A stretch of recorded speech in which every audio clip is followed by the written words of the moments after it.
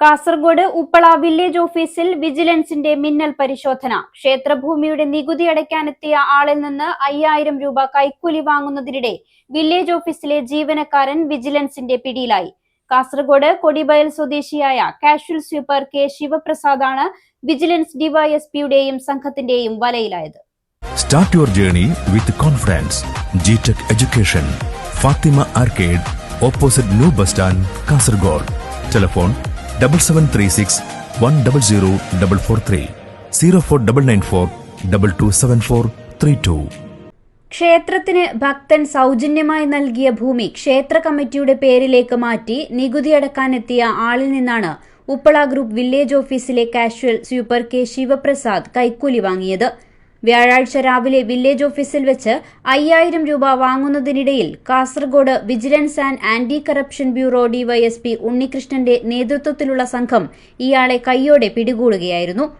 പരാതിക്കാരൻ 1 മാസം മുൻപാണ് ഭൂമിയുടെ നികുതി കമ്മിറ്റിയുടെ പേരിലേക്ക് മാറ്റാൻ വില്ലേജ് ഓഫീസിൽ അപേക്ഷ നൽകിയത്.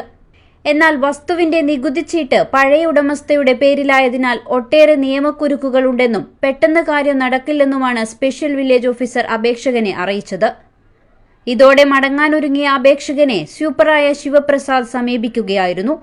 സ്പെഷ്യൽ വില്ലേജ് ഓഫീസറോട് സംസാരിച്ച് കാര്യം പെട്ടെന്ന് ശരിയാക്കി തരാമെന്നും അതിന് ചിലവുണ്ടെന്നുമാണ് ശിവപ്രസാദ് പറഞ്ഞത്. തുടർന്ന് കഴിഞ്ഞ ജൂൺ 11 സ്പെഷ്യൽ വില്ലേജ് ഓഫീസർ സ്ഥലത്തെത്തി പരിശോധന നടത്തിയിരുന്നു.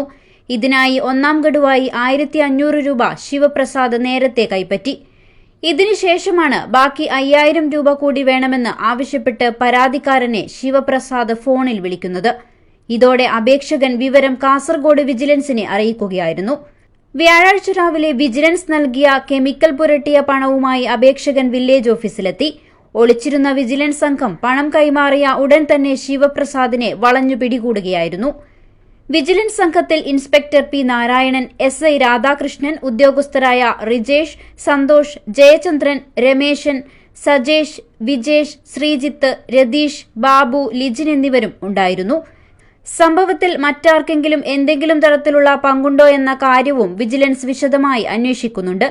News 14 live, Kasaragod.